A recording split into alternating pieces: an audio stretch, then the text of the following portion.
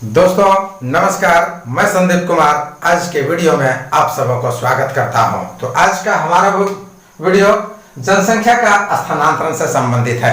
जनसंख्या का स्थानांतरण it mean migration of population. तो जनसंख्या का स्थानांतरण कैसे होता है इसके बारे में मैं आपके सामने बातें को रखूंगा। जनसंख्या स्थानांतरण किसे कहते हैं उसकी चर्चा होगी। जनसंख्या स्थानांतरण के कितने प्रकार हैं उसकी मैं चर्चा करूंगा, और यदि समय बचा तो जनसंख्या स्थानांतरण के कौन कौन से कारण है इसे भी मैं आपके सामने रखने का काम करूंगा। नहीं तो फिर जो है अगले वीडियो में मौका मिलने पर आपके सामने मैं रखूंगा। तो चलता हूं जनसंख्या का स्थानांतरण, माइग्रेशन ऑफ पॉपुलेशन। तो माइग्रेशन ऑफ पॉपुलेशन मुख्य रूप से क्या है कि अपने सामान्य निवास स्थान से, अपने निवास स्थान से किसी दूसरे स्थान पर जाकर बसना है हमारा माइग्रेशन कहलाता है। क्या है कि एक स्थान से दूसरे स्थान पर जाकर रहना या बसना है स्थानांतरण कहलाता है। तो ये स्थानांतरण की क्रिया कोई आज से नहीं हो रही है, ये अति प्राचीन काल से जो है स्थानांतरण का प्रचलन चलता आ रहा है। दोस्तों अति प्राचीन काल में भी जो लोग कम विकसित थे उस समय भी लोग मत्स्यन शिकार के लिए या भोजन की प्राप्ति के लिए अन्यत्र एक जगह से दूसरे जगह चले जाते थे और वो जो है स्थानांतरित होते थे, माइग्रेट होते थे। तो क्या है कि महत्वपूर्ण कारण जो है जनसंख्या का स्थानांतरण का वो है जनसंख्या का विकास। वर्तमान समय में यदि देखें तो विश्व की आबादी दिन प्रतिदिन बढ़ती ही जा रही है।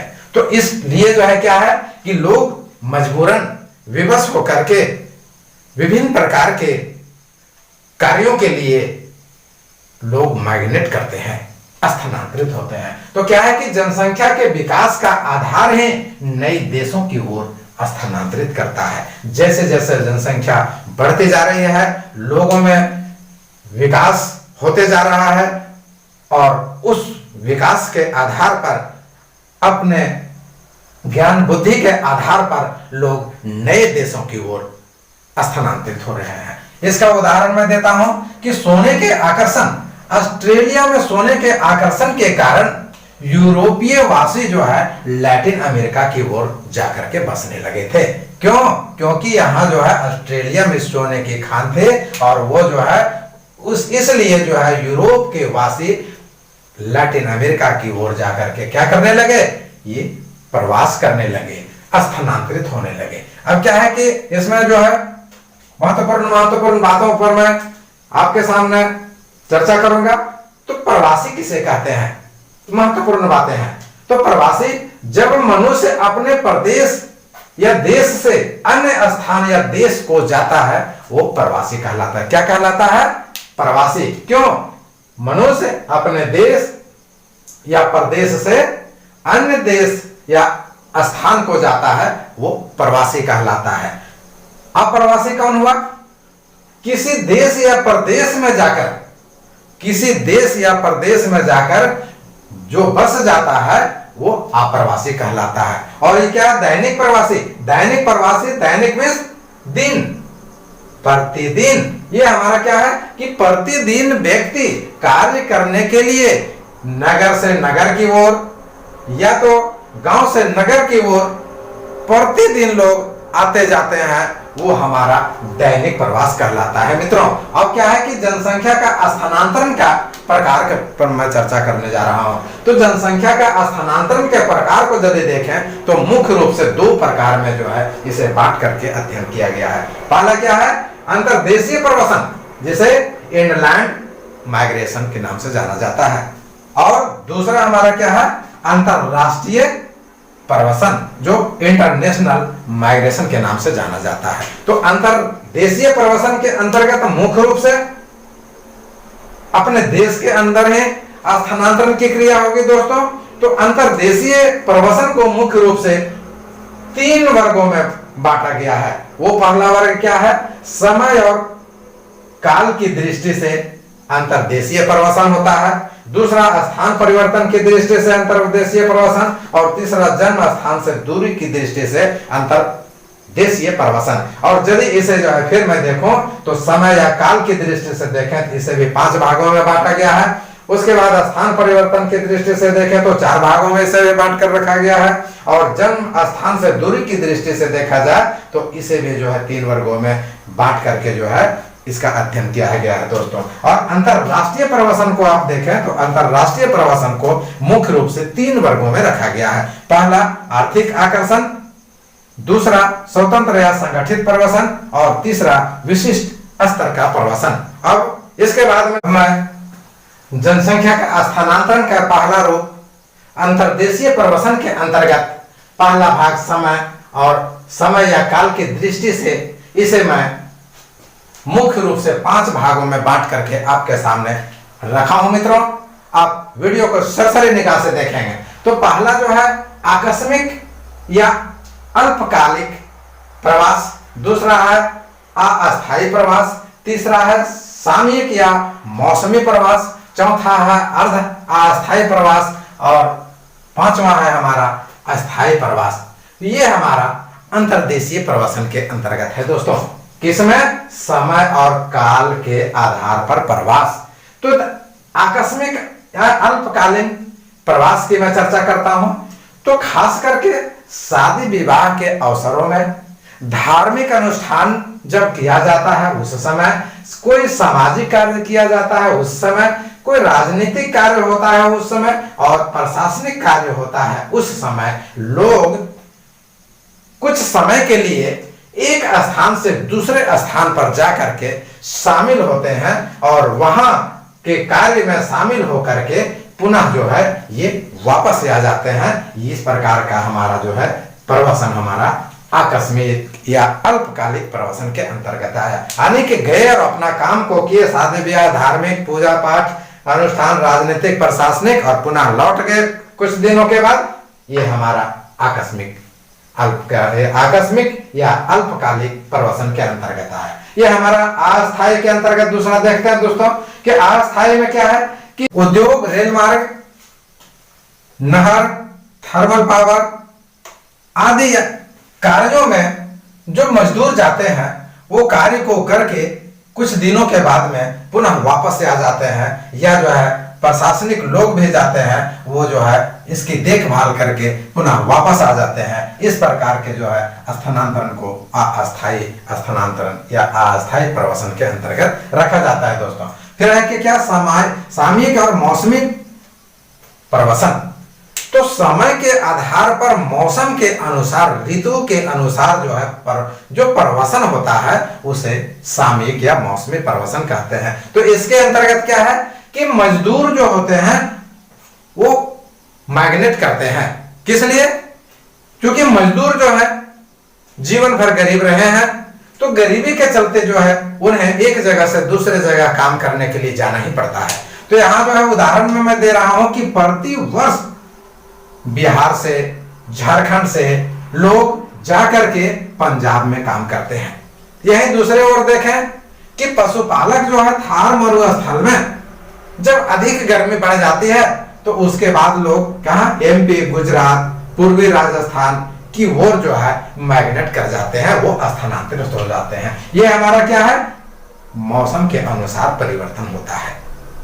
फिर हम जो है आगे डिटेल भी जो है इसमें समय मिलेगा तो बतलाएंगे कि मौसम के अनुसार परिवर्तन होता है। जहां अतिवृष्टि, अनावृष्टि की स्थिति भी उत्पन्न होती है, तो वैसे स्थिति में भी जो है लोग एक जगह से दूसरे जगह माइग्रेट करते हैं। अब आगे चलते हैं चौथा में अर्ध अस्थायी प्रवसन।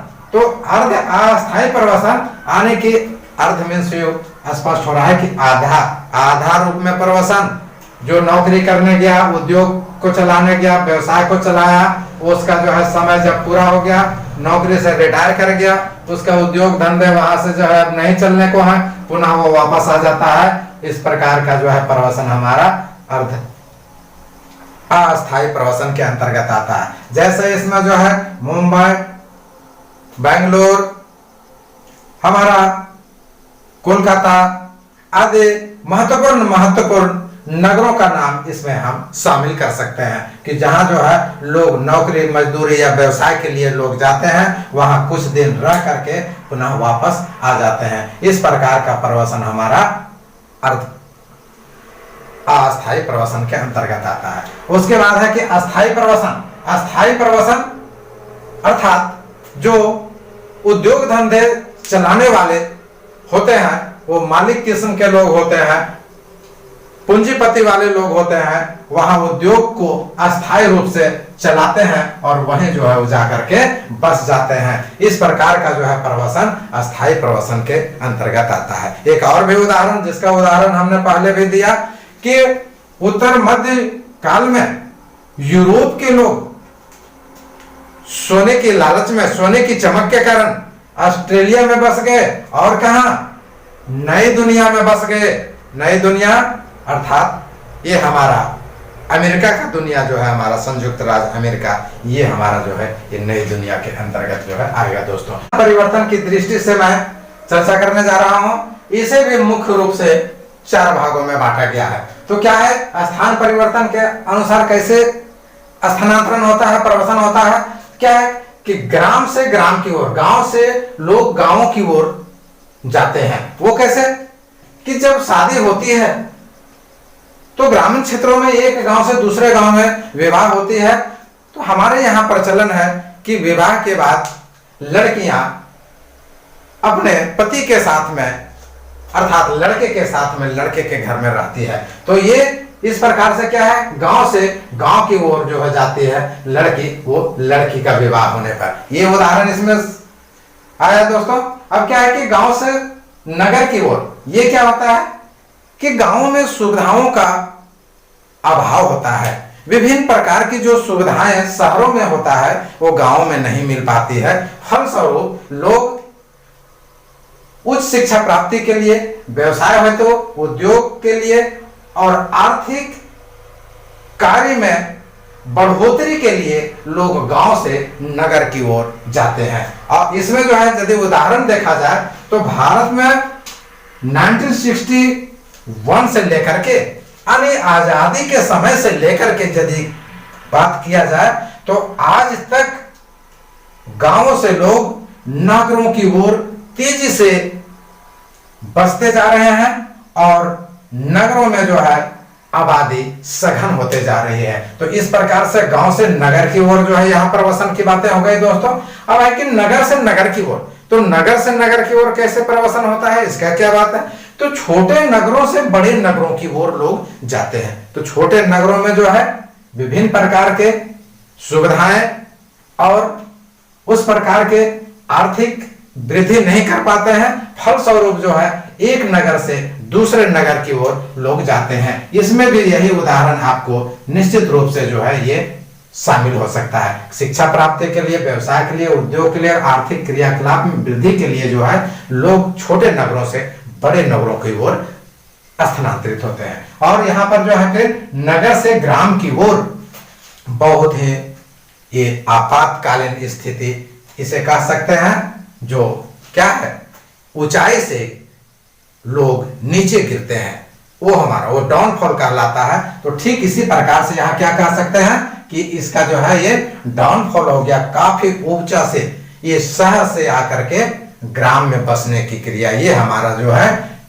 विलोम या प्रतिगामी प्रवसन के नाम से इसे जाना जाता है। दोस्तों, और आपातकाल की स्थिति में, युद्ध की स्थिति में या अन्य विशेष परिस्थिति में जो है इस प्रकार के प्रवसन होता है। तो इसका उदाहरण बिल्कुल सटीक बैठता है। अभी के वर्तमान समय में हमारा कोरोना जैसा महामारी विश्व स्तर पर इतना कहर ढाया कि लोग विवश होकर के नगरों को छोड़ करके गांवों की ओर कूच कर गए और लोग गांवों में बस गए। ये हमारा रीजन हुआ पहला। और क्या होता है इसमें रीजन कि जब गांव विकसित हो जाता है, वहां बैंक, उद्योग, प्रशासनिक सुविधाएं, चिकित्सा, बिजली, सड़क, पानी आदि की व्यवस्थाएं विशेष रूप से हो जाती है और विभिन्न प्रकार की सुविधाएं प्राप्त हो जाती है, तो लोग नगर से ग्राम की ओर माइग्रेट कर जाते हैं, स्थानांतरित कर जाते हैं। दोस्तों, और इसके बाद में जो है फिर जो जन्म के स्थान पर था, तो जन्म के आधार पर जो है वो राज्य से, नगर से और अंतरराज्यीय, इसमें क्या था हमारा। अब देखते हैं हम लोग हमारा अंतरराष्ट्रीय प्रवासन। तो अंतरराष्ट्रीय प्रवासन क्या है कि एक देश से या एक राष्ट्र से दूसरे राष्ट्र में स्थानांतरण की क्रिया अंतरराष्ट्रीय प्रवासन कहलाता है। अर्थात जो एक देश से जाकर दूसरे देश में जाकर बस जाता है वो हमारा अंतरराष्ट्रीय प्रवासन कहलाता है। ये जो है इसका उदाहरण यदि देखें तो 1550 ईस्वी से 1850 ईस्वी तक बड़े पैमाने पर यूरोप से लोग ऑस्ट्रेलिया में और नई दुनिया में आकर के जो है बसने लगे थे। और 19वीं सदी में भी हजारों श्रमिक Sri Lanka, Suriname, Mauritius, Fiji, Guyana आदि बड़े बड़े जो है देशों में जाकर के जो है ये बसने लगे थे।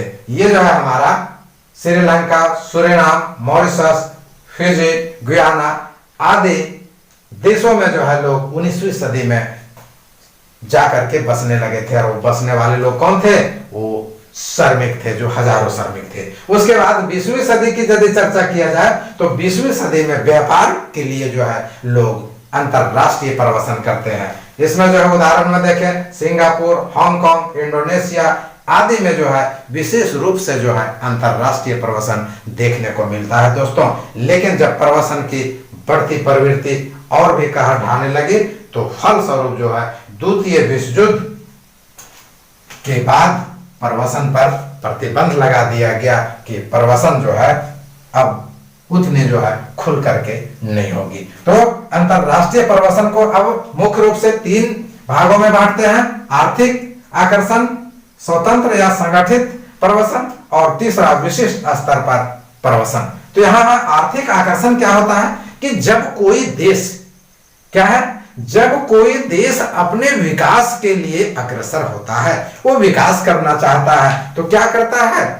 कुशल श्रमिकों को, तकनीशियनों को ऊंची दर पर दूसरे देश से अपने देश में मंगाता है, वो आकर्षण करता है, अट्रैक्टिव करता है, वो अपने ओर पुश करता है, जो है पुल करता है, खींचता है और अपने देश को जो है विकास की ओर ले जाता है। इसमें क्या है, उदाहरण आप देखें तो 18वीं और 19वीं शताब्दी में अफ्रीका के निग्रो मजदूर जो है अमेरिका में बड़े पैमाने पर काम करने के लिए चल गए थे।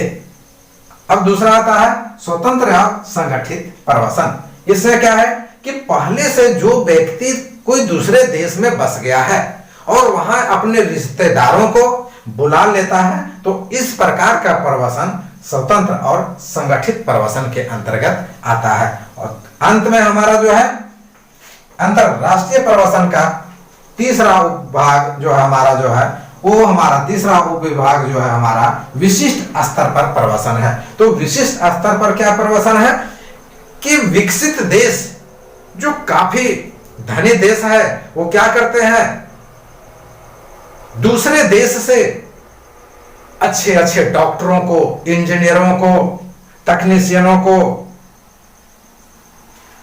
अपने देश में ऊंची दर पर बुला लेते हैं और वो जो है अपना विकास करते हैं। इस प्रकार क्या होता है कि जितने भी उत्तम किस्म के या उच्च स्तर के कुशल मजदूर, डॉक्टर, इंजीनियर आदि आदि जो भी होते हैं वो क्या हो जाते हैं, वो माइग्रेट कर जाते हैं।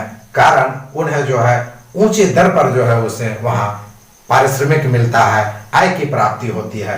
इसका उदाहरण यदि आप देखें तो भारत का हजारों व्यक्ति ब्रिटेन, कनाडा, अमेरिका आदि आदि देशों में जाकर के बस गया है दोस्तों। तो इस प्रकार हमने आपके सामने आज जो है माइग्रेशन से संबंधित महत्वपूर्ण बातों को रखा। हमारा वीडियो कैसा लगा आप लाइक, कमेंट और सब्सक्राइब कर जरूर बतलाएंगे। बहुत बहुत धन्यवाद।